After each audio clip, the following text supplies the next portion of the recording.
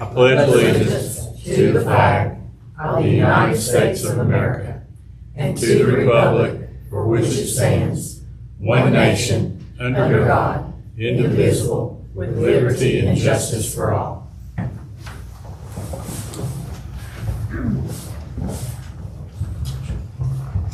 I would need a motion and a second to adopt tonight's agenda. And we need to add 2 things to the agenda.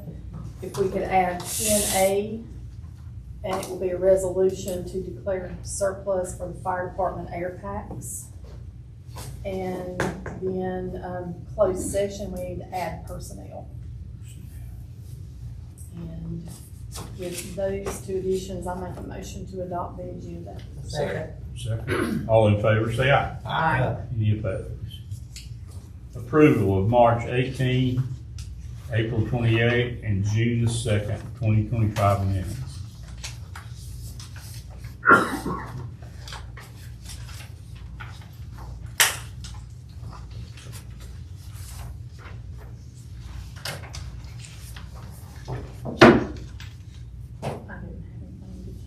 I make a motion that we approve the March 18th, April 28th, and June 2nd minutes.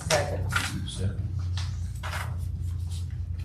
All in favor, say aye. Aye. Any opposed? Public comment. Citizens may speak on items not listed on the printed agenda. Please state your name and address and observe the 3-minute time limit. Do we have anyone that signed up? I do not. No one? Okay, moving right along. Review bids and award Jones Street, Fletcher Lane Water Improvement Project, Summey Engineering. I'm gonna recognize Matt Summey at this time, let him talk to you guys about the project.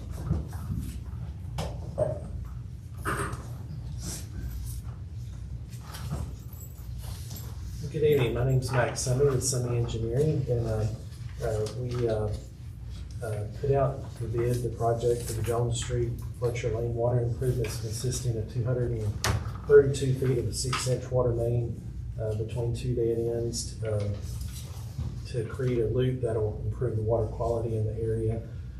We sent out four quotes to licensed contractors. We received 3 responsive bids back. The 3 bids were from state utilities for $244,305. The second was Sam Watford Construction for $91,650, and the low bid was from John Dunlap Construction and Utilities for $74,904. So after a review of the quotes, we found that John Dunlap Construction submitted the lowest responsive bid, which was the $74,904. So it's our recommendation to award that bid to Mr. Dunlap. As far as the permitting status, we have a meeting this Thursday with DOT concerning the encroachment agreement. So hopefully by next week that'll be worked out and ready to go. And we're still waiting on the water permit from the state. I'll be glad to answer any questions. Thank you. Mike, is this connecting to an 8-inch or a 10-inch? I think it's a 10-inch. Okay. So the 10-inch is, I stopped further up the road and the map in the drawing showed. I seen it said 10-inch, but I think it's a 10-inch. Mac, I don't understand, when you create a loop, what does that actually do? Does it increase the water pressure? It'll increase that area, you kind of got 2 dead ends, and by connecting those, it'll increase the flows, pressures, and water quality. In other words, it's not stopping, it's all the sediment's not at the end, or Yeah. is that what you're saying? Okay.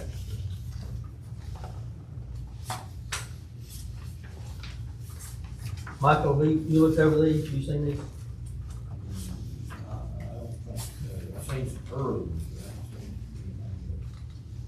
And I'm not even honest, I think that's one version. If you're gonna go to the 10, the first old house, start to get a generator. Start with. I'm sorry.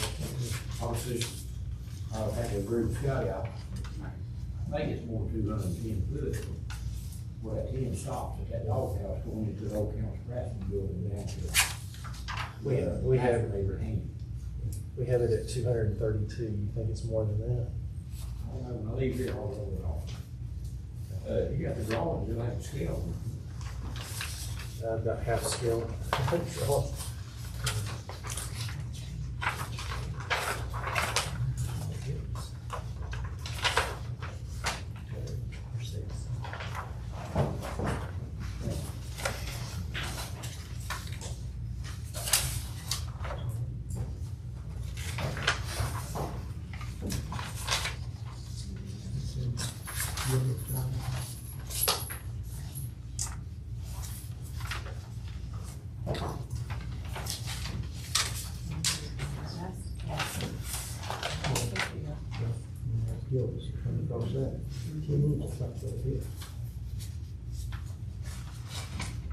So that hanging master meter is on a 6 or 8, Michael?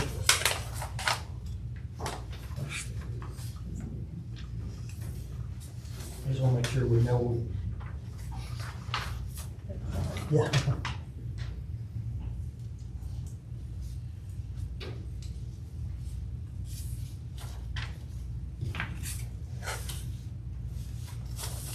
From all the information that we had, that's, I think the plans showed what we had.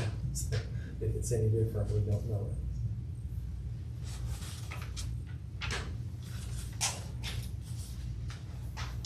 I think that was a mysterious 10-inch line, we was trying to figure out where it was, and I think it stopped, like Michael said, it stopped up there at the doghouse. And you got it connecting down in front of Thermo to a 6 or an 8 one. That's what we always understood, at 10, right across the road, turned, went down to that dog house and went into the fire system in Old Council Craftsman. I'd never had anybody tell me it went on down 47, or 6, goes on down through there. But the 10, I was always told was the dead end right there at that dog house. And I don't know, I may be wrong. If we could get them to, you have somebody that could just dig down and. Yeah, that's what I mean, we just have to dig it up, look at it, see where it goes. I was thinking Bobby rode around with somebody and that, he told him that's what it was. I don't know who it was. Well, I always knew you stopped there and all that. That's what I think.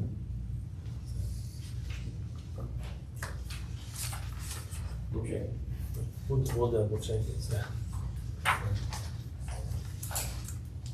Just wanna make sure we don't come back and say it's a 10 and it's an 8 or 6 or, yeah.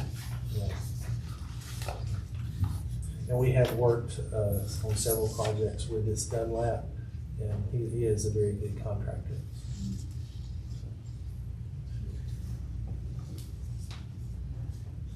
So you guys want to wait for confirmation on that connection before making the award?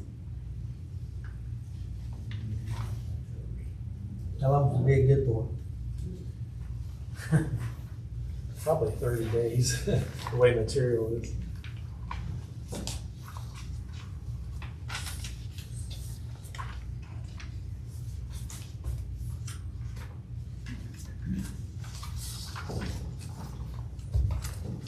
Are we saying we don't want to do it if it is only the 8-inch, that we want to, that what we're wanting it to be connected to is the 10-inch, is that correct? I'm just saying, when you know, if we think we're bidding a 10-inch and it turns out to be a 6-inch, 6, then I mean, I know if they bid it, but if it turns out different than what we think.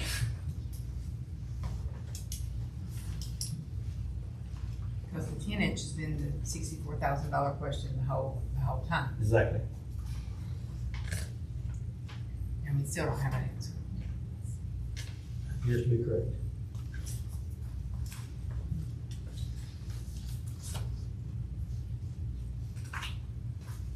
I'm personally not comfortable approving anything until we have that question answered. So the question I think is, how do we get that answer? We could expose it, either get a company to pothole it or either with a backhoe, expose it. And how long will that take?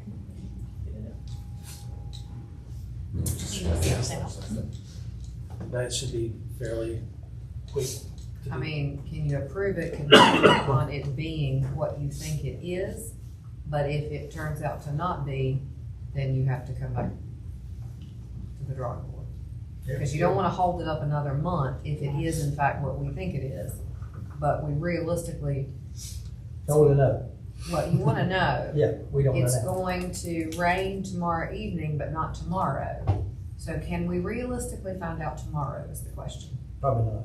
Might be the water plant, Angel. He is. Okay.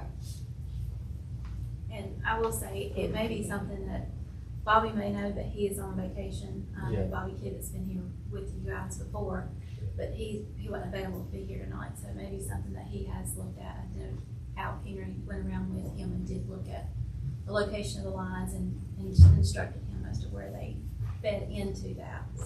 After this, I'll text him and see if I can get a hold of Okay. him. I'll stick around. Mike's driving his drawings. He's what? He's driving his drawings on his truck. Okay. See what comes back.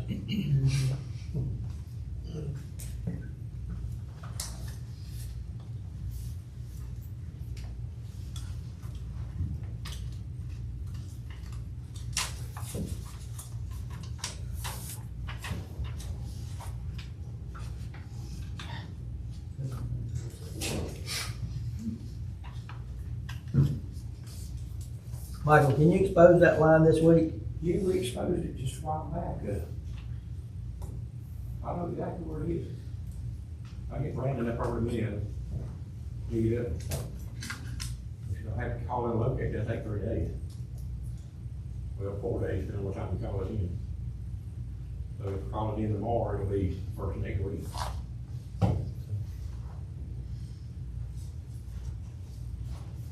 So if we're contingent upon it being the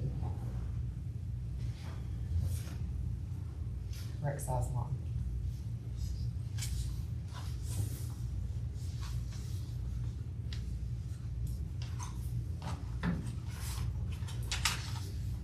Is everybody good with that? Just the one with the-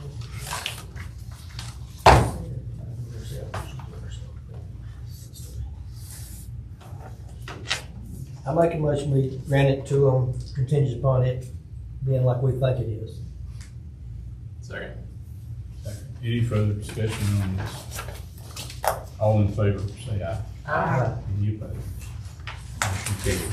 Just for clarification, for minutes, can we state what it is that we think?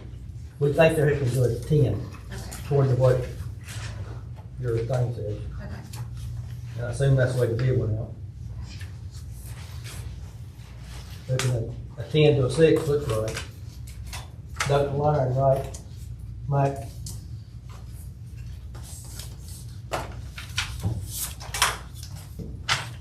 Presentation from Weston and Sampson Water Treatment Plant Reservoir Study. Charlie, we're good. Charlie, good to see you again. You too, Mr. Mayor. Appreciate the opportunity to be here tonight. I'm Charlie McGougan, and with me is Troy Connor from my office. He's gonna drive the computer, and I'm gonna walk you through this presentation for the town of Denton and Handy Sanitary District. Investigation into the raw water reservoir at the water treatment plant. This is just a hard copy of the presentation. Is that different from this? Yeah, it's just, yeah, have you got a copy of the actual report there? Is that what that is? Yes, sir. We need one more.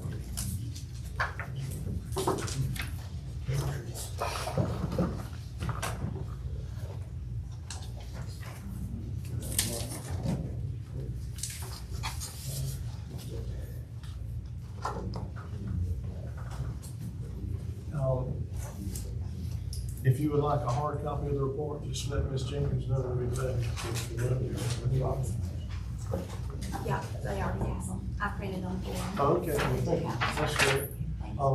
As I said, this is a joint project or a joint investigation between Handy Sanitary District and the town of Benton into the feasibility for a raw water reservoir at the water treatment plant. This cover slide, you can see that we've got a photo here of a portion of the water plant. It's just a sliver between the fence and the corner of the sediment basin here. This is a raw water metering station, if I'm not mistaken, right here. The flash mix for the water coming into the plants right here on this corner.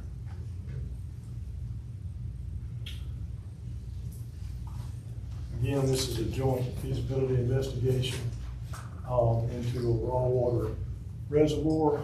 When we say raw water, we're talking about water that comes out of the Yadkin River that would ultimately be used. It would be treated and used for the supply for the town of Benton and their customers. There are several reasons to pursue this. A raw water reservoir can act as a buffer against interruptions in raw water delivery. For instance, if you had a problem with your raw water intake or the raw water line between the intake and the plant, then you would have a backup source of water to keep things moving, to keep water going into the plant. It's also beneficial during periods of drought. We're not going through any drought now, but that can certainly happen with the way things with weather are going throughout the country. And it's also, in the right circumstances, it can be used as a method to improve the raw water consistency coming into the plant, making the plant run better. We've certainly all ridden down 64 and seen the Davidson water treatment plant there at the Yadkin River. That's a good example of a raw water reservoir there. They've actually got 3 ponds that they use for supply for their plant. In addition to water coming out of the river, they've actually got 160 million gallons of capacity in those 3 reservoir ponds that they operate. And the way they use those, they pump from the river to the highest one, that they're actually at different elevations. So they pump to the highest one, and then it decants to the one in the middle, and then that one decants to the lowest one. And by the time it gets to the point where at the far end, it's been in there, it's been across these 3 ponds for about a week or so. So you get some natural clarification of the water, and it keeps it consistent. So, the scope of our investigation was first to determine the existing topography of the site. And that's an important point to make. We are talking about putting a reservoir on your existing water treatment plant site that's located down on Greenville Ferry Road near the Yadkin River. We're also wanted to look at the various layout alternatives. We put together grading and earthwork calculations. We've got a preliminary piping plan. We hired a geotechnical engineer to do a geotechnical investigation that included 5 soil borings. We put all that together and put together a pre-design or conceptual cost opinion that we'll discuss. And of course, we put together the report with the summary and recommendations. The project site and the existing conditions at the water treatment plant. The plant sits on an approximate 15-acre parcel. It's adjacent to, very close to the Tuckertown Reservoir, the Yadkin River. The plant includes a raw water intake that is on the river, and then a 16-inch raw water transmission main that extends approximately a half a mile from the intake to the plant itself. The plant itself has a treatment capacity of 2.25 million gallons per day. In 2023, according to the local water supply plan, you withdrew about 1.57 million gallons per day on average. In 2024, that increased very slightly to about 1.61 million gallons per day on an average day. The site itself on this 15-acre parcel is moderately sloped. The elevations range from about 600 feet mean sea level to about 576 feet mean sea level. It slopes from the front of the plant from Bringle Ferry Road southward to the south end of the 15-acre parcel. Approximately 70% of the water treatment plant property is wooded, and our geotechnical drilling indicated that rock is present throughout the site, and it lies within a range of about 5 to 8 foot in depth. This next slide is an overall project area map. We can see the Tuckertown Reservoir here, the Yadkin River. This is the approximate location of the raw water intake. The red line illustrates the 16-inch raw water transmission main that runs to the plant itself, and that raw water meter that we looked at on the first slide of the picture. This blue outline is the boundary of the parcel. Interior here, you've got 2 clear wells that sit here that are for finished water from the plant. The bottom part here, these features are part of the most recent upgrade to the plant from, I believe that was 2013. That's residual handling, sludge lagoon and drying beds. This is a little closer depiction of the site itself. What you see in green is the wooded area. What has the white background is cleared. Up here are the 2 clear wells we just discussed for finished water. Both of those are pre-stressed concrete tanks with each has a 500,000 gallon capacity. This is the process building that contains the sedimentation basins, flocculation, flash mix, filters, laboratory building, finished water pumps, chemical feed equipment. Behind here is some chemical feed storage, and then here again are the residual handling facilities for backwash, for your sludge and your drying beds. An important aspect of this site is this white area we see that pretty much bisects the property. That is a Duke Energy power transmission line that's 30 feet wide.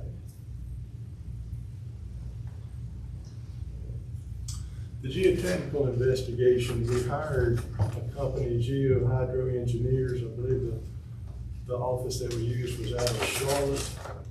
They are a geotechnical engineer. Troy did the coordination and arranged for some clearing to be done so that we could get into those wooded areas with the soil borings, and 5 borings were performed. As we said earlier, we encountered auger refusal indicative of rock at about 5 to 8 feet. The soils on top of that are what we call residual soils. They are clayey, silty soils. The geotechnical folks with Geo Hydro determined that those materials could be used as structural fill if we wanted to use those as part of the construction of the reservoir. There's quite a bit of rock out there. It's not very deep.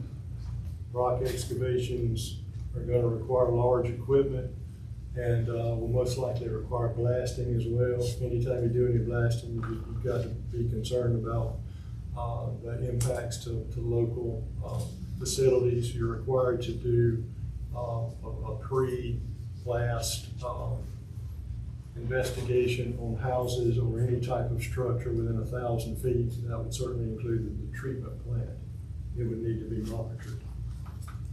The geotechnical report also determined that the cut and fill slopes for the front side, the interior side of the reservoir, and the outside of the reservoir should be no steeper than 2 feet horizontal to 1 foot vertical. This is our site plan again, and these red dots indicate the approximate locations of the soil borings. These outlines here, this cleaver-shaped outline would be a reservoir. We also looked at this area here on the other side of the Duke Energy right-of-way and power line, this triangle, as a potential site for a reservoir as well. Troy had a conversation with the folks with Duke, and they agreed that it would be fine to put a reservoir adjacent to their right-of-way, but not through it. So you have to connect this reservoir in this corner here, this little triangle, to the other one with a pipe that runs across the right-of-way. After we looked at that a little more, it was determined that it was not feasible to pursue that area as part of a reservoir, and it's probably better saved for any future plant expansion moving along the road frontage there on Brindle Ferry.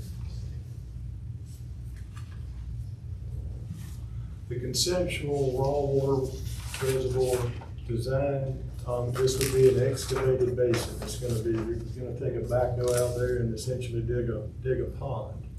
And the pond would be charged, it would be filled by using the existing raw water intake that you have now. You would use that to fill the reservoir. It would have its own pump station, and so you could use either your existing raw water intake to supply the plant, or you could use the raw water reservoir as well. The estimated size or capacity of the reservoir is 5 million gallons. And at the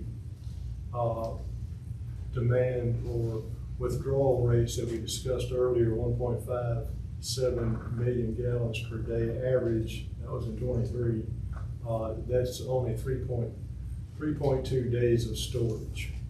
The reservoir itself would be approximately 20 foot deep. As we said, you could pull from either the Tuckertown raw water intake or the reservoir itself. The reservoir would need a 25 horsepower duplex pump station in order to pump the water from the reservoir itself up to the plant. There would be interconnections to the existing 16-inch raw water line and all the valving and associated yard piping that would allow the operators to switch back and forth as needed between the reservoir and the raw water intake. The reservoir would also have overflow piping installed that would run through the bank. And it would include appurtenances including a liner, a riprap bank stabilization, and other features that incorporated into the site work. The estimated cost for the reservoir is a 5 million gallon capacity is about $9.85 million.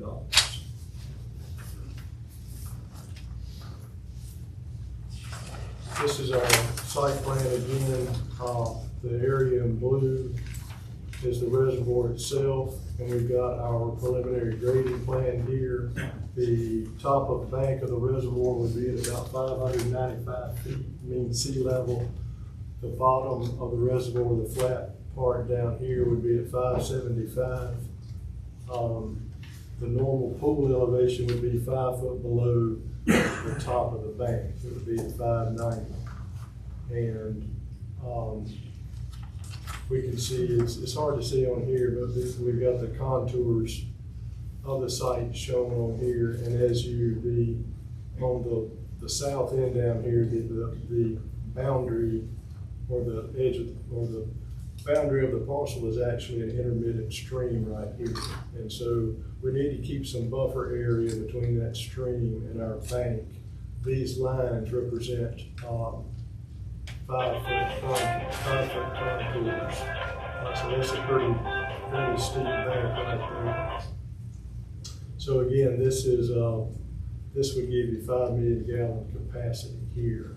And there's just, as we discussed up here in this little triangle, there's just not enough room. We've got the constraint of the power line easement. We've also got a constraint by regulation that says that the owner must control the 50-foot buffer between the property line and the edge of the reservoir at the normal pool elevation. So we've got a 50-foot constraint there.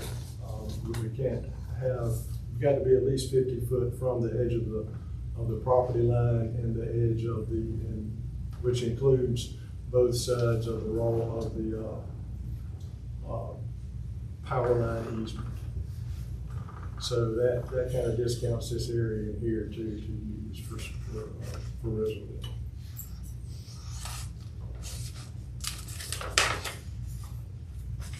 This next slide is essentially the same thing we just looked at, except it doesn't have the contours on there.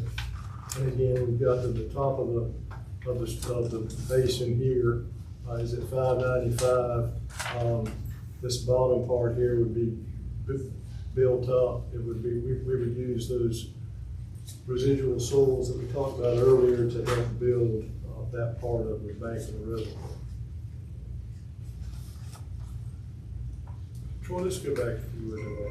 One thing I failed to point out: this black square here would be the approximate location of the duplex pump station that would pump from the reservoir up to the plant itself. We've got piping modifications up here on the existing 16-inch line that would allow, again, the operators to use the reservoir at their discretion. This line here is actually the inlet line that would allow the raw water intake to pump to the reservoir and fill it up.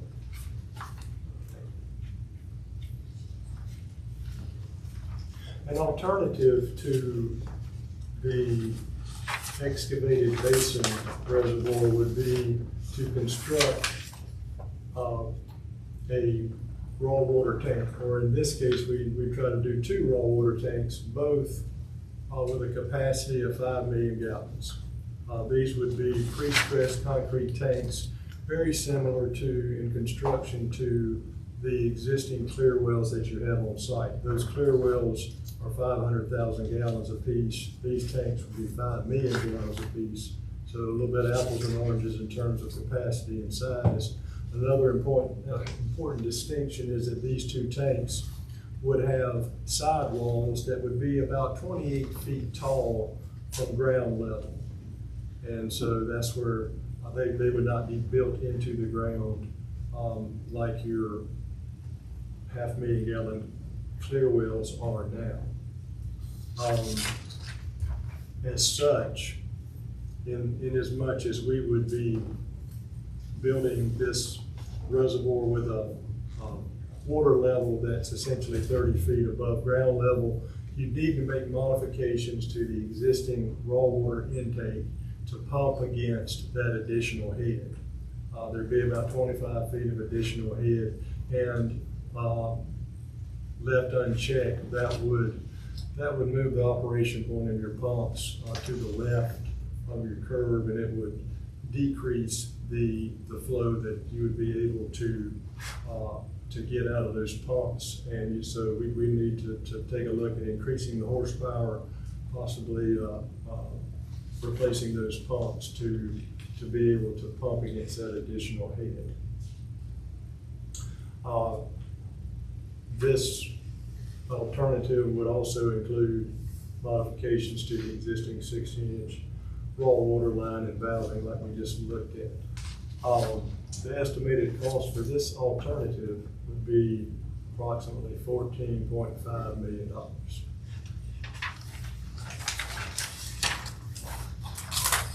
This is an illustration of what we were discussing. These, the two tanks will be located in the approximate location of the reservoir we just looked at. We have a pump station sitting between the two, and we have fill piping and discharge piping tying into the existing 16-inch line that would allow the operators to use those tanks at their discretion. This is hard to read, obviously, but this is just a more detailed look at the cost estimates for the two alternatives, the excavated basin and the two pre-stressed concrete tanks. At this stage, we'd like to keep the contingency at least 20%. That's 20% on top of that estimated construction cost at this conceptual stage.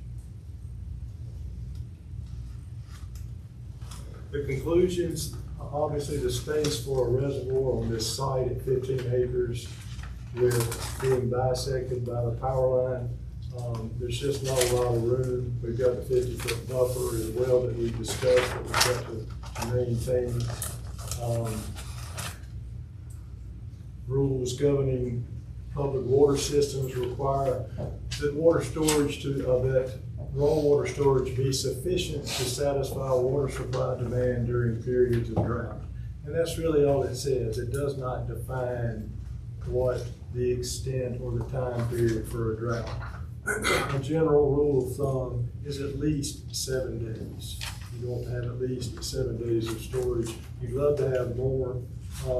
I think we were talking earlier about Davidson Water. They have 160 million gallons of off-site storage, reservoir storage.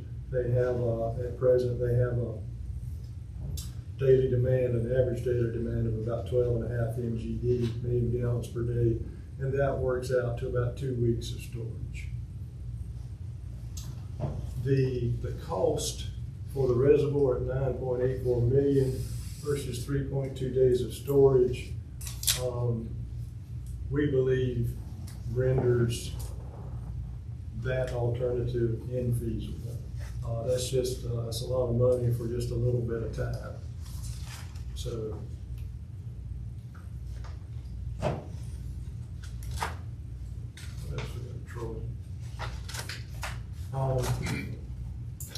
The recommendations in the report would be to look at surrounding tracts of land as potential sites for a reservoir. And we've got a slide that we'll show you in just a second. This outline some fairly large tracts that are within a close proximity to your existing site. Also, it would be a good idea, we feel, to do a more thorough investigation of the raw water intake and the raw water line itself, just to see if there's any improvements that could be made to ensure the viability of those important pieces of infrastructure going forward. This slide is a little bit hard to see too, but we can see in the red, we can see the water treatment plant site. And then we've got four tracks here that are all more or less 40 to 50 acres or more. These top two adjacent to the Yadkin River and the reservoir, the Tuckertown Reservoir, I believe, both belong to Alcoa. And there are two just to the east that are both 40 to 50 acres. I can't remember who they belong to, but they would both be the potential sites if we wanted to investigate to see if they would yield a larger reservoir that would get us more in line with at least 1 week and hopefully 2 weeks, if not more, storage capacity for the reservoir. That's the end of our slides. So we'd be happy to try to answer any questions that you have. What kind of grants are available for something like this? Well, the grant money is hard to come by, but there is obviously the state revolving fund that's been around forever, where you can get a low interest loan, typically 1/2 the prime rate for 20 years. That's always a good avenue. It's really hard to say what's going to happen with the legislature. You know, we've gone through a really nice period the last 2 or 3 years where there's been a lot of money out there that was actually developed or came in to the state coffers during COVID. And the legislature has been sending that out to local governments. And they also had what we call the 134 money that was, I believe it was 2023, that was distributed as well. But it's not likely that those types of grants are going to be issued in the near future with what's happened in the western part of the state with everything. So, in my opinion, grant money is going to be hard to come by. It's probably more likely low interest loan would be the route to go. You can always ask for grant, and if you qualify, you qualify. I don't know enough about the town of Denton to speak to that. But also there's USDA money that you could pursue. That's typically a 40-year term, which goes in line with something like this. This is a long-term asset, and it would line up well, I think, with that type of finance. Charlie, if we could find some land close by more suitable, would that make a huge difference in the price? I think it would, yes. Obviously, the site we got would be difficult to work on. It's small, it's confining. So if you could arrange for one of those larger tracks, I think you would see an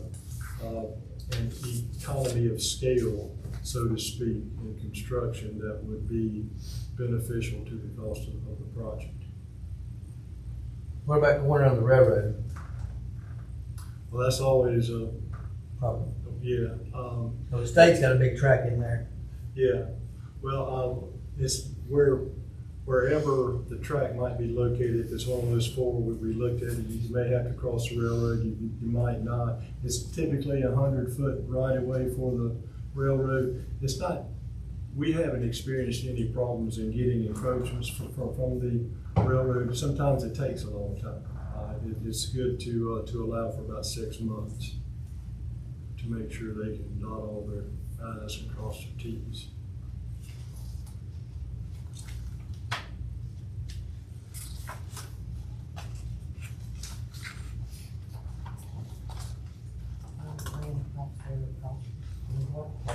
It's like what, 281 acres?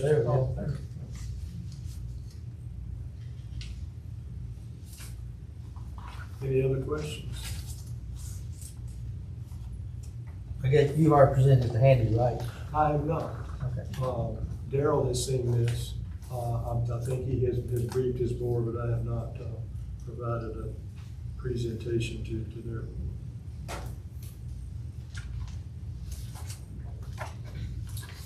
Suppose if we went with the settling pond as you have it on here, and then we do a second settling pond elsewhere. I guess they hook up together.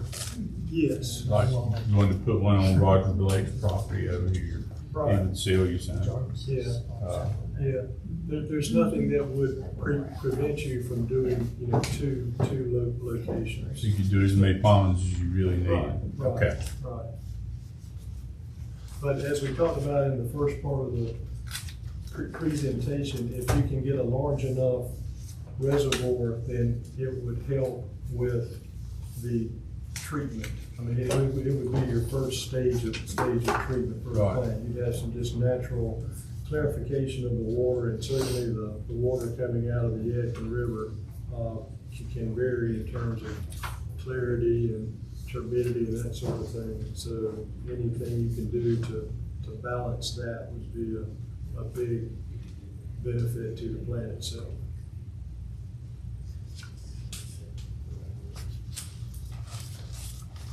Any further questions for Charlie? Michael? When you talk about a bigger tract of land, if the town could purchase a bigger tract of land, would that make the surface area larger so you wouldn't have to go as deep to It avoid the could, rock? yes. And in that way, it could help cost. Yes, So you can actually buy the land cheaper than you can dig the hole. I'm not sure, I don't know what the cost of the land is. I mean, Travis looked at that, how many acres is that? That's not cold. That's 280 acres. You got 281 in it, and then on the other side, yeah. That's But fun. if you could buy a portion of that, that's 4.5 million for all of it, but if you could buy a portion of it, then that's right across the road. And that's right. It's kind of all in the report, Michael. If you dig into the actual cost estimate itself, you can kind of see the correlation between, the geological report indicating we were 5 to 8 feet hitting rock. Just what you said, that's your cost, is the rock. We ended up going, assuming 20 foot deep there because the site is so narrow. So just what you said. Exactly.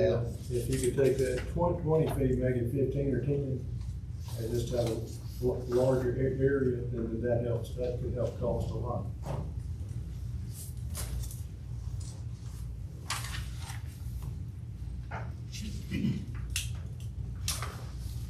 Charlie, thank you very much. Thank you very much. You did a good job.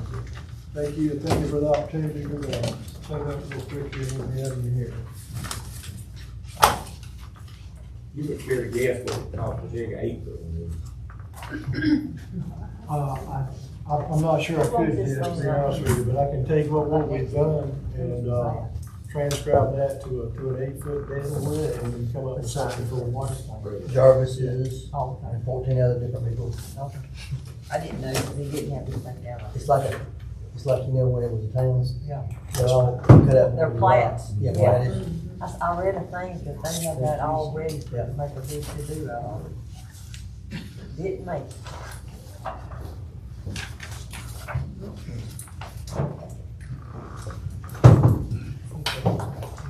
Resolution R2526-01, adoption of Davidson-Randolph Regional Hazard Mitigation Plan. Has all commissioners read that resolution? If not, Yes. no, I can read it.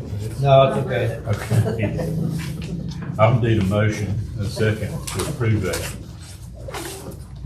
I make a motion to approve the resolution R25/26-01, adopting Davidson-Randolph Regional Hazard Mitigation Plan I as second it. presented. Second, any discussion on that?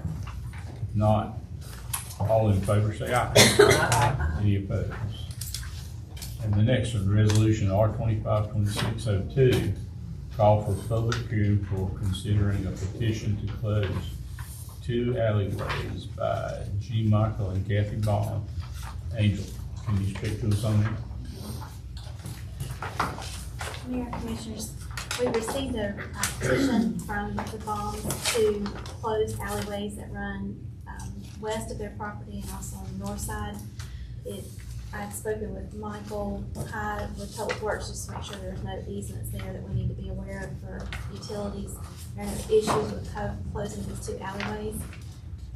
You guys would need to call for a public hearing tonight. It would be advertised 4 consecutive weeks in our local paper, which would push us out to the September meeting due to a 1-week publication. And I have reached out to Ms. Baum to let her know that it would be a September public hearing for this, for the closure. Mr. Mayor, I so move for a public hearing for the alleyway foreclosure. Second. Second, Second. all in favor say aye. Aye. Any opposed? Motion carries. Approval of fiscal year 2024-25 audit contract with Eddie Carey. Again, Angel.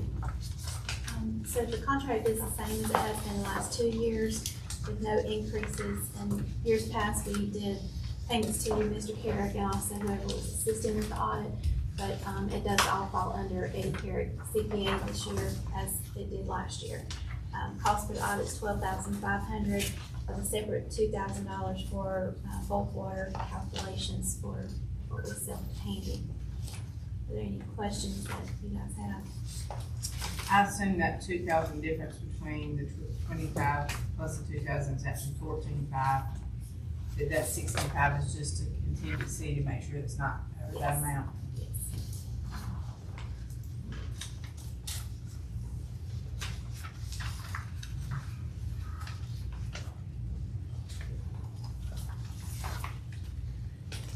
I make a motion to approve the audit contract fiscal year 24-25. Actually, 24-25? With Eddie Carrick, and the cost being 12,500 and 2,000 for bulk water calculations. Second. All in favor, say aye. Aye. Any opposed? That motion carries. Approve of R-25-2603. And that is a surplus of fire department equipment. Angel, can you brief us on that? So I believe you guys have a copy of the items that will be surplus. This is the air packs and the bottles that we just replaced with the FEMA grant that we received. And we're asking that we be able to declare them surplus, but also offer those to local fire departments who may be interested in buying the bottles to use the same system.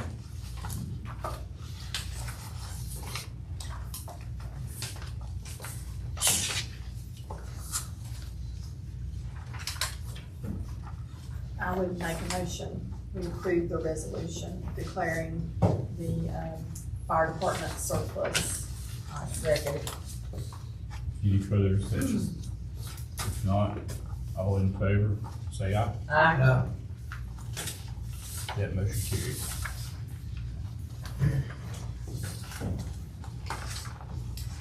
Discussion of the town of Jenkins zoning ordinance, chapter 13, board of adjustment, and that would be our attorney. Mayor Weston, do item 11. if you don't mind. I'm sorry, I can't. Item 11, the fire department ordinance. Oh, okay. Fire department ordinance, okay. Sorry, I skipped that. So if you can have Angel talk about the meeting that was had with the fire department and bring us up to speed on that. Thank you. So Mayor Ward and I attended the annual meeting for the volunteer fire department and just presented the information that we've been discussing in our meetings here. It's a very open receipt.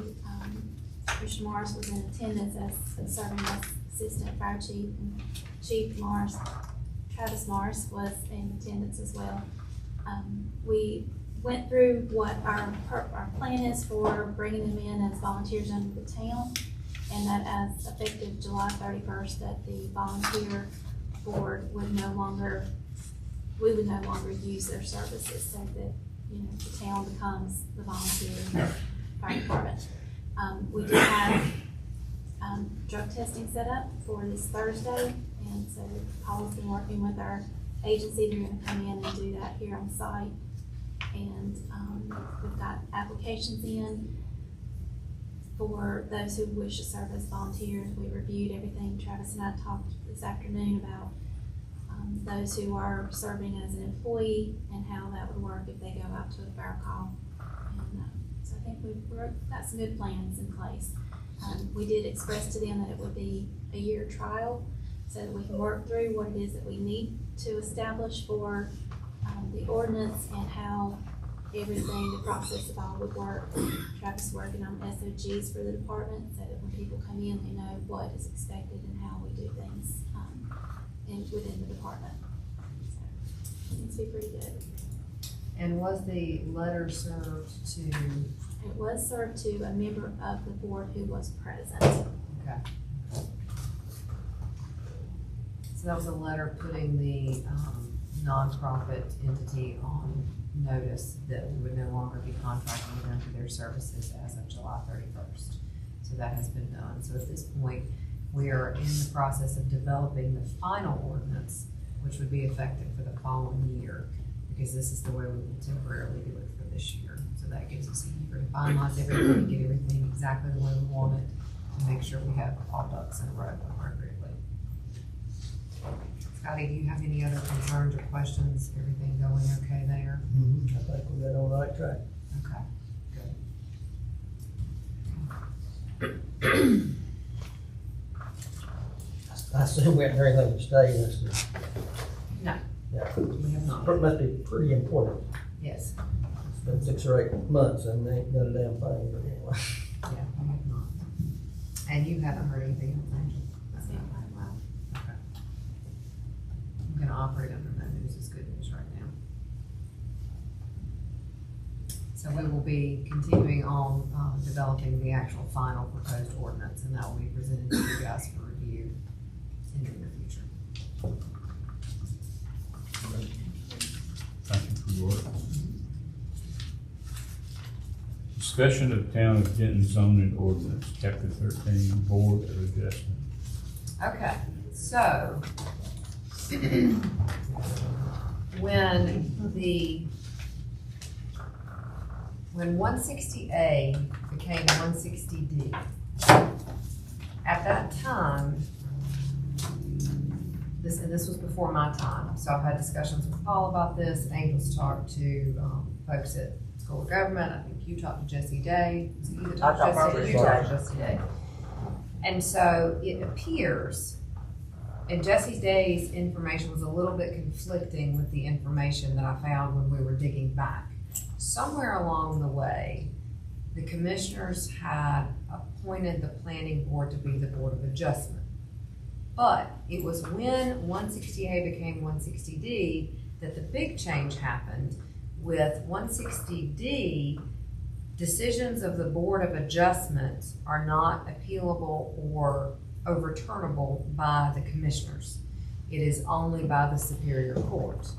So at this point in time, you have to decide whether or not you want it to be that the commissioners are in fact the final determiner. So if the commissioners want to be the Board of Adjustment and the planning board is merely an advisory board, they can determine things like variances, things like that. They can have final authority on those things.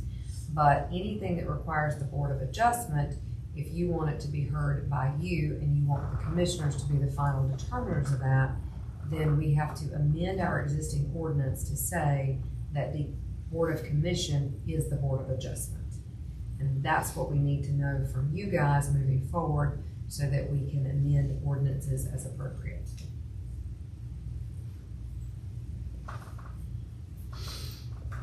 Yes. Yeah.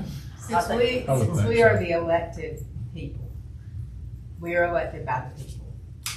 And I think that should bear more weight than an appointed board. So if that's the case, I'm gonna put together a chart of the things that the planning board will be responsible for. And part of that will be, for instance, on a special use permit, they would have a preliminary hearing that is not a public hearing, it's a preliminary review, where they review it, they review everything that's been submitted, and based upon what's submitted, they would make a recommendation to you that basically said, if all of the evidence is presented at the hearing in support of this, then we would make the recommendation. Similar to what Angel does as the manager. She says, staff has said, it appears everything is here. If there's evidence sufficient to back this up and document it, then we would move that you would grant this. So the planning board would be a second step like that, but they would not actually hold a public hearing and decide anything. It would come to you as a recommendation, and then you would have the public hearing. Can they do research, or is it just simply information they're given? Well, they will only be looking at information that they are given. So there's nothing that can be done to do any independent research. When you're looking at a quasi-judicial proceeding, no. That would be like the jury going out doing independent research in a court hearing. Still be appealable to the Superior Court. It's still appealable to the Superior Court. So I actually need a motion to amend the existing ordinance Vote. to reflect that the Board of Commissioners will serve as the Board of Adjustment, and I'll need you to vote on that. I will make that motion, Mr. Mayor. I'll second that. Any further discussion? If not, all in favor, say aye. Aye. Any opposed? The motion carries. Now, along those same lines, we have put a temporary moratorium on solar farms as a special use permit. I need to know if that's gonna remain temporary, or if you want it removed from the zoning ordinance saying that they are no longer allowed in the town limits. We can do that. Remove. Yep. I make a motion to remove it. I'll second. All in favor, say aye. Aye. Any opposed? That motion carries. And of course, that doesn't affect any applications that are already in or anything that's going, but it just means it's no longer a permitted use in the town of Denton limits. Excluding residential, I assume. Like solar panels on your house? Yeah. Yes, and that is state law. State law, you cannot prohibit someone from having solar panels on their home. If they can't take up but so much. There's requirements about how much space that they can have on the roof, and in neighborhoods and things, they can't put restrictions saying you can't have them, but they can put restrictions saying they need to be located on the rear of the house or away from the street, that Okay, type of just thing. want to make sure that, because that's gonna come up, I'm sure. Yes. That's all I have at this point.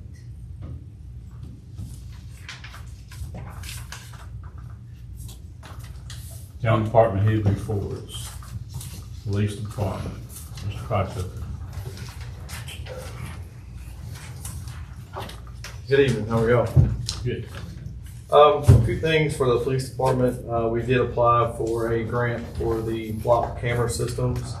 That's already been submitted, and we are awaiting to hear if we're gonna be awarded any money or not for that specific, camera system. Car one, we've been having a couple issues out of it. It's currently out of service. It's being worked on for several mechanical and maintenance issues.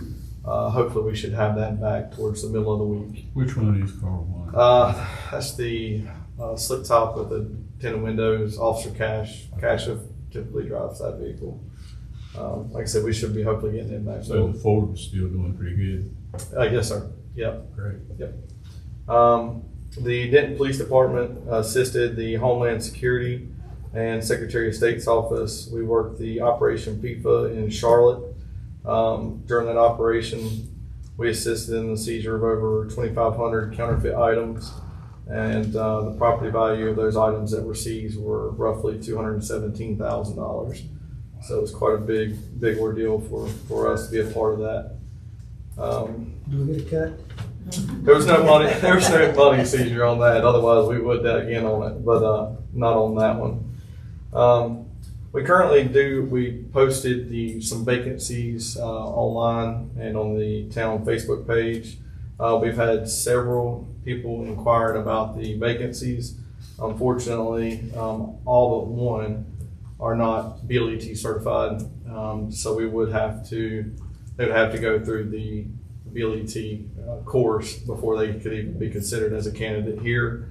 As of today, we did have our first applicant come in that does have a prior PLLC certification and some experience. Hopefully we can get her on board pretty soon. And finally, we do have some upcoming personnel changes coming. Sergeant Finney is leaving the Denton Police Department. His last day will be this coming Sunday, July the 13th. And I'm leaving as well. I will be leaving, my last day will be July the 17th. That's all I have. Hate to see you go. I appreciate that. Absolutely. Thank you. Fire Department, Chief Knox.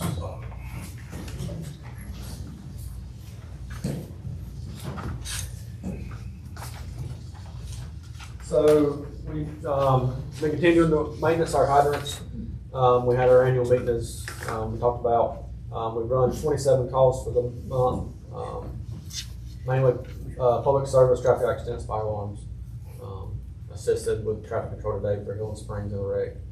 And our normal work. All our apparatus are in good shape and no issues as of right now. Any questions for Travis? Thank you very much. You need me on that one?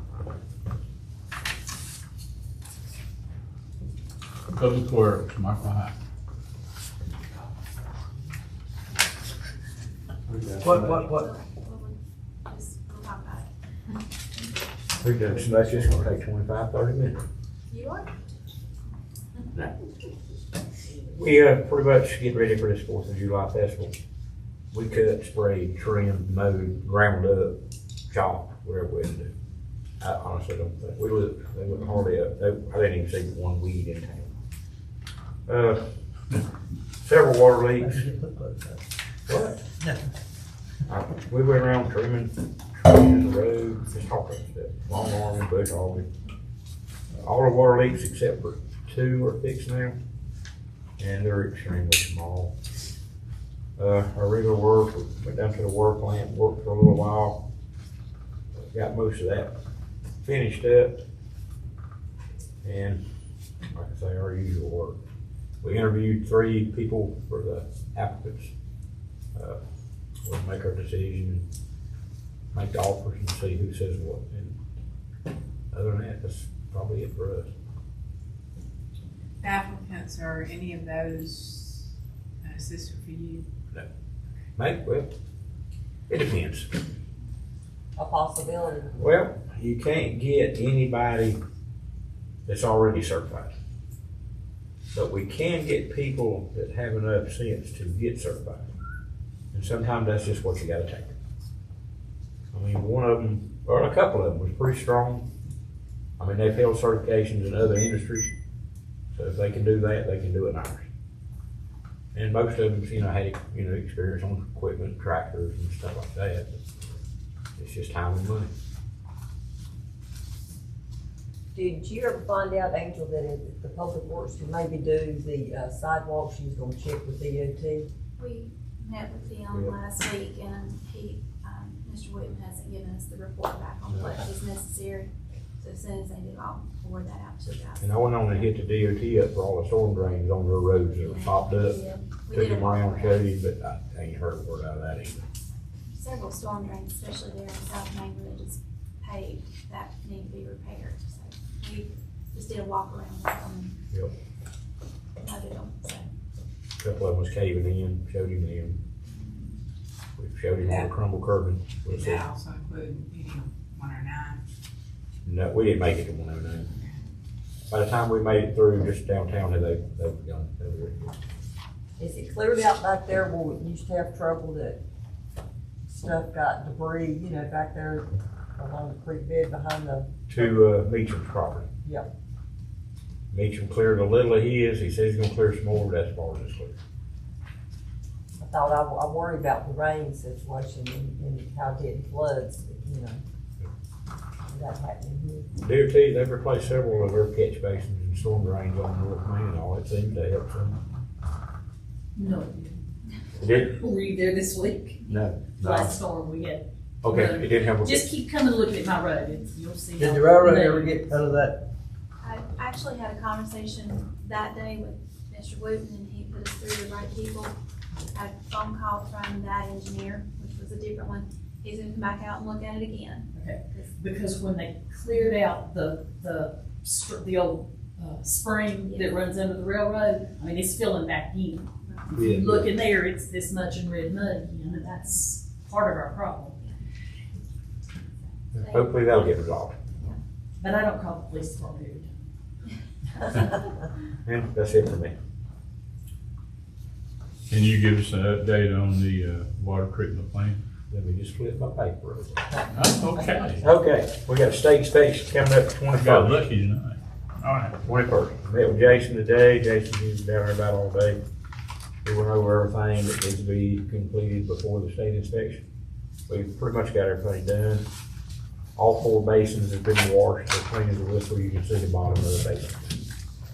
Turbidity is nothing. Russell Underwood, he's supposed to be coming to look at the raw water pumps.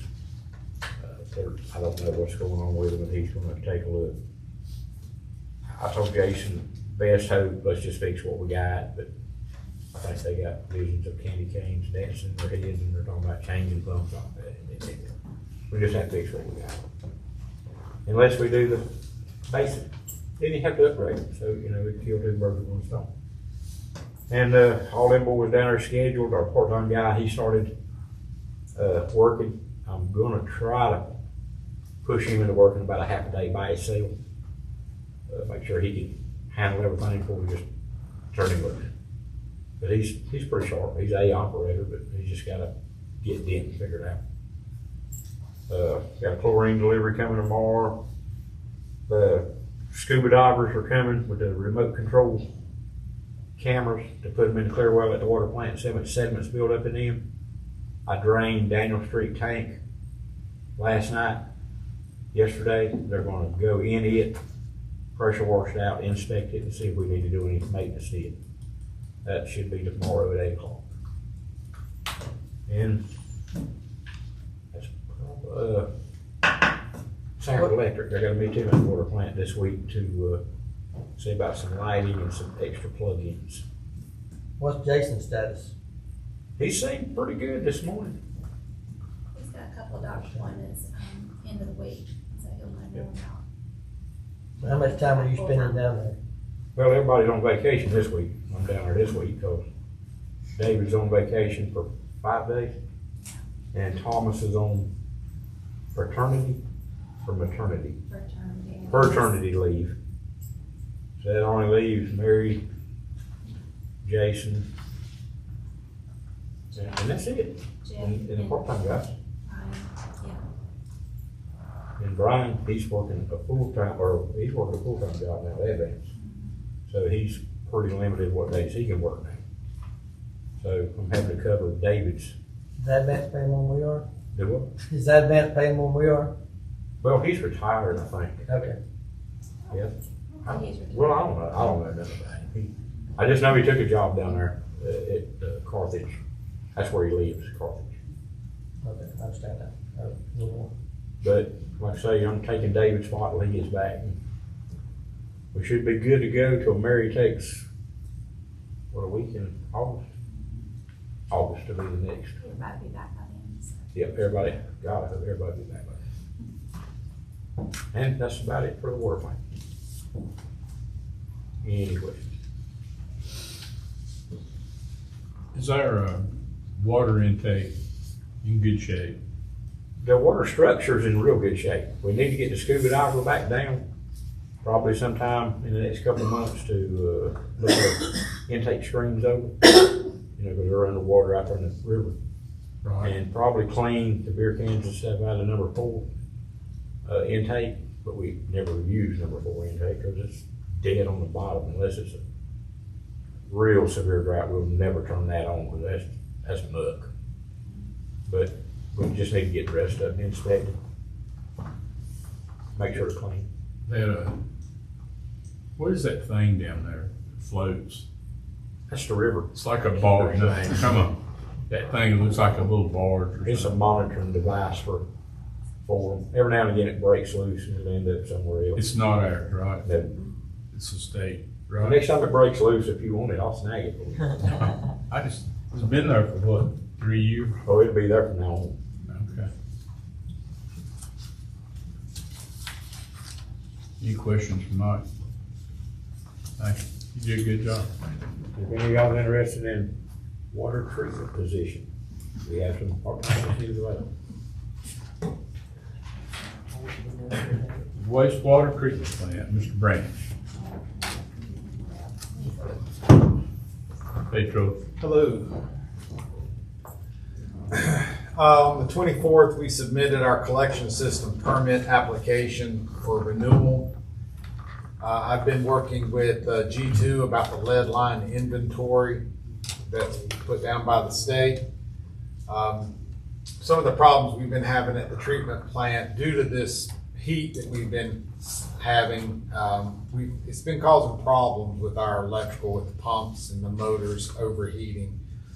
So been dealing with that. We've purchased some portable fans that we've been moving around to try and combat the heat. The worst thing that's happened last week was during a storm on the 28th, the wastewater treatment plant was hit by lightning. We lost all of our office equipment, computers, phones, security cameras. They just wiped everything out in the building. So we're in the process now of getting things straightened out and replaced as we can. We've been taking tanks down at the treatment plant and pressure washing to just do maintenance underneath the water line. I had a meeting with Rural Water today. They are helping us fill out the NPDES permit application. He came up from Oak Island, and anyway, getting him all the information that he needs to compile it. That's due to the state on August 28th. And then our regular maintenance and yard work. That's it, Mayor.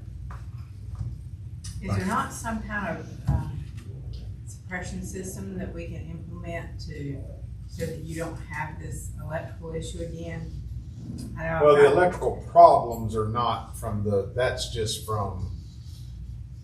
it's from the heat, but it's, we just got a lot of electrical problems down there. I'm just talking about the lighting. Oh, that I don't know, man. Because, you know, the store, I have a surge protection system that kind of, it has gotten hit, but it has saved my equipment. We had surge protectors on on the two computers, and we did have those, and it blew the heck out of them. So, USB surge protectors, the big boxes. Yes, ma'am. My office got hit, and it's probably the same storm. And it actually didn't direct hit my office, it hit the gigantic tree and ran in. And I have everything surge protected individually as well as an entire building surge protection, which my electrician told me really wasn't worth what I paid for, but we did it anyway. And it still took out my copier and my phone system. That's what Spectrum said, that it probably could have hit in the woods and just been residual lightning that It came shook through. my entire building. It was about 10 o'clock on a Sunday night, and I was sitting there working, and it literally shook the entire building, rattled all the windows. So I was like, that was probably it. Okay, I got hit. But it took me 2 days to figure out what it actually hit, and you can tell where it struck the top of the tree, and you can see the line run all the way down the tree. I'm just hoping the tree doesn't die. And it was funny because the tree's on this side of the building, but it hit the copier and the phone system on the other side of the building. What I didn't understand is it missed all of our laboratory equipment, and it's not protected. But it got all the computers that were protected and the phone system. It's baffling. It is. But yeah, I have every possible surge protection I can have, and it still took it out. So the electrician was right. Yeah. When I called me, as I told you, I said put it back anyway. It might save something. Anything else, Mayor? I think that's got it. Well, thank Very you good, very sir. much. Administration, Paul Hedrick. We had a total of 1,076 customers billed, which also included our email billing that went out. Handy water gallons used for the month of June was 24,348,600 gallons. We also held our annual Antique Festival July 1st through the 25th. I did notice a smaller amount of vendors this year, and I'm not real certain what the reasoning was behind that. I did not speak direct to Denton Farm Park, but I just an observation from attendance and so forth. It did look like that their attendance was potentially lower as well this year. So anyway, it did cause a decrease in activity. And speaking with a lot of vendors that were there were several days that they did not have a lot of attendance through there. Of course, Saturday is always a good day, you know, and I did notice attendance was higher when I drove through, and also visited vendors on Saturdays, so. I did talk to a merchant today who said that Saturday was the best day that he had had in a long time.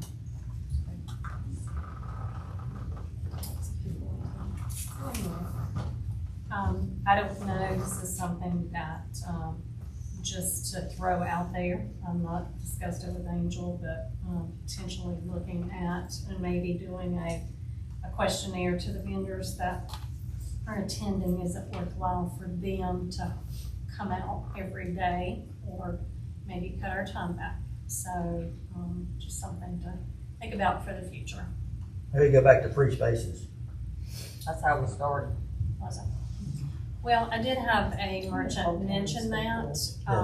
One reason, and I don't know when that started, but you have to take into consideration, we do purchase toiletries to be used downtown, as well as, you know, our guys going in and cleaning trash. So there are those expenditures that we do have, and those fees do cover a lot of that. When we first started it. And it is minimal compared to a lot of festivals that are held. I mean, our dues are $30 or $40 for a 10 by 10 versus $100. So, you know, it is minimal. How much did you take in? Do you have any clue, Robin? I don't know my total on that. I can look at it tomorrow. When we first started, it was unreal how many people we had. Yeah, I think we'll go back to You free. wouldn't believe it. They were everywhere. Yeah, they were. Our cost is pretty minimal on it to get more people to town. I would think try it free next year. And the whole reason really was to bring business to Denton. Yeah, it wasn't to And make so it that- down here or anything else, just bring people downtown. Well, it's something we can certainly talk about and look at that. Excuse me, and hear you. On the bill water, how was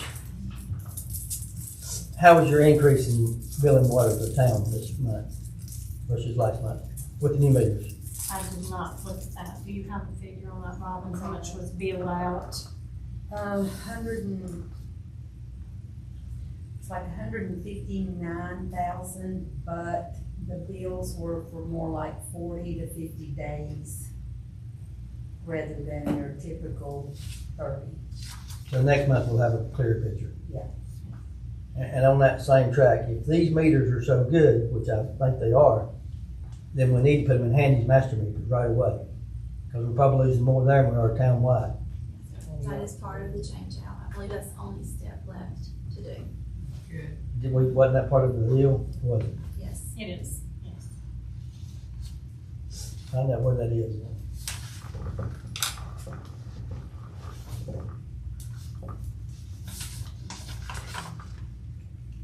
More questions for Paul? County attorney, okay. We have just been working through ordinance and, trying to make sure that during the changeover from 160A to 160D that we're capturing everything that may have potentially been an issue. So I may be coming back to you guys with more stuff. So that's primarily what we've been doing with, and then trying to work through the fire department as well. And then, I've got some other stuff that we'll do in closed session. Thank you. Town manager report. Yes, I have a copy of the printed report. One thing that I just really want to emphasize is that in speaking with a lot of the business owners downtown, there is a huge interest for us developing a type of merchant advisory group, and it possibly being something that's appointed by the town, and looking into that so that there's promotions for businesses that are located downtown or actually enticing people to bring a business downtown. And I say downtown, but I mean into the corporate limits, because I look across and see Wilson Carter out there. But you know, just having businesses that are interested in coming and establishing something here in Denton. I've talked to many of them that are located in the downtown area. The gentleman who just recently sold the hardware store wanted me to share that with you, as part of his main concern for future development of the town, is to consider the businesses that are coming and what we are trying to promote out for our town, so that we are still looking at those mom and pop businesses that are here providing services to the residents, and some way that we can get their name out there and help them promote what's going on with their business. I felt like that may be just something that's lacking in it, and as I've shared numerous times, that we don't have a chamber, we haven't had in many years, and a lot of times that's what is driven. A chamber drives the business development or the business promotions throughout the town. So just to throw that out there for you guys to think about. We can definitely research and see if there's any other towns that provide the type of advisory board that provides local business owners and residents that could serve on that to kind of help promote. But we've had that time or two. We had, With last was the Starboard. merchant Yeah. association. We've had the Merchant Association, we've had a Chamber of Commerce, and the town has appointed a Star Revitalization Board. But normally it's better if they do it themselves and don't think we're, Don't think you're part of it. don't think we're Controlling it controlling some it. way. We met here for years with the Star Group. Yeah, they books all over the place. It tells where we're lacking Merchant group, that's probably been, 30 years, 40 years. no. It's since the chamber. Oh, really? Yeah. So the Merchant Association was years back in the 50s and 60s was the merchant. Oh, yeah. So was the merchant group, was it sponsored through the town or was it individuals? Yeah, it was a big group, but it just kind of, It fizzled out. it fizzled about out. August. Yeah. Was it established outside of the town? So a group established. And we had somebody that used to in that building down there where that girl. That was when it was the chamber. Yep, had somebody, that you got to be able to get somebody to do it. Done it a lot. It runs cycles, sort of. It does. People want to do it and Then they then give up on it. something happens, yeah. I shared with you guys through email, but just to let everyone know that we do have 2 new AED units that are posted within the town that are for public use. One is gonna be located at Harrison Park. We kind of got through the Antique Festival, so we'll have it installed at the park there where the fire extinguisher is located. The other one is located at the complex where Classic Restaurant and Lowe's Foods is located right in the middle. But out on the outer column, there's a placard that indicates where it is. And then it'll also be updated on the website, so if anybody is looking for their closest AED unit, they can go to that site and it'll pull it up. It's a part of the campaign that the Davidson County EMS Department has been part of for the last, I believe, 2 to 3 years, where they're also trying to get people to be hands-on CPR trained, and it's been really a program. We attended the annual meeting, and they share a lot of great information that has already taken place by the placement of all these AED units, and again, it's a county-wide program. Last week, the administrative staff has fielded a lot of calls in regards to the water bills and trying to just explain to everyone that it is an additional cost, additional days due to the meter change out. Our wastewater treatment plant, again, that the lightning has been the main issue that we've been dealing with there. Public Works staff has worked very hard to get the town in order for the festival, and even worked over the weekend to do trash removal. Jason is still out on sick leave, and at the water plant, he's been doing some of the state reporting from home and assisting with phone calls as necessary from staff. The police department received an acknowledgement from the NC's Secretary of State's Trademark Enforcement Division that Captain Clodfelder shared with you earlier. It's great when you have things that are recognized on the state level for our department. We are a small department, but being a part of something that was very successful needs to be shared out as well. And then, of course, I've already shared with you about our fire department and moving forward with the plans that we have for them on that. Shared the Labella report with you, and the bar screen project has been submitted to, DEQ, and so hopefully we'll have that returned back this week, with the approval to go ahead and construct. So, any questions that you guys may have? Do you think we'll hear back from Labella this month? Yes, I've got to, call into her for updates as soon as she hears back from DEQ, so that we know when the projected timeframe is. Talking to John Gray with Wooten, and they are, almost finished with the mapping for the GIS sewer system, and as soon as it's done, they should be able to get that over to Labella for them to start that I-9 project. He said it's taken a little bit longer than they thought with their system, but projected middle of this month, so that would give them time to get it finished and sent over to Labella. On Labella's, I just scanned this. Did they not switch over the service lines? Is that what that means there? There is still a 2-inch service line on First Street there at Hewlin that has not been switched over. It's under pressure. We do not have a valve to cut it off. So Is that not in the contract? it is in the contract, and they are still responsible for changing that over. So we got money that we had to pay them every month. Right. And what about paving?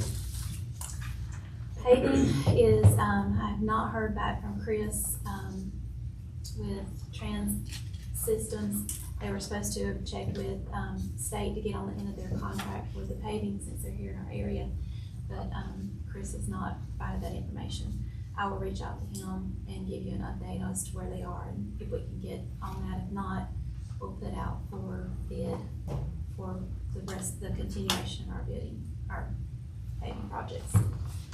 You got a date on, North Main?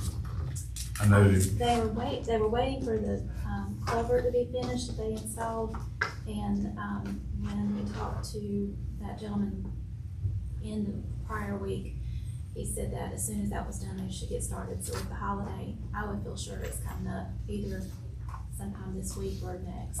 So they're finished with North Main. And that was another reason I'd reach out to the engineer regarding the culverts that are there between, Carter Lumber Road and Carter Davis Road. Is, we hate for them to dig up a road that they just paved, but, he said that project would be moving forward quicker than they could be out to look at the culverts. So it may be that they have to dig up and pave if that's necessary. And did we ever get back from the county how much our ad valorem taxes was gonna increase, they thought? Ad valorem, I provided that with budget, and I don't remember right off the top of my head, but I'll get that figure and send it to you. And make a note.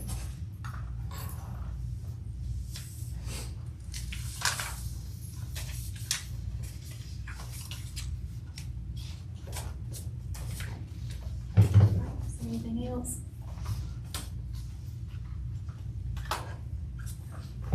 Thank you. Commissioner comments or concerns?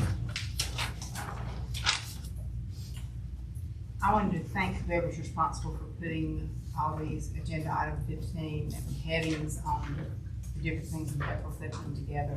That for me, it made it easier to make sure I had all the right pieces with the right puzzles. And so I just want to thank whoever's responsible for doing that. That was all I had. That being said, we will now go into closed session. The department heads are free to go this time.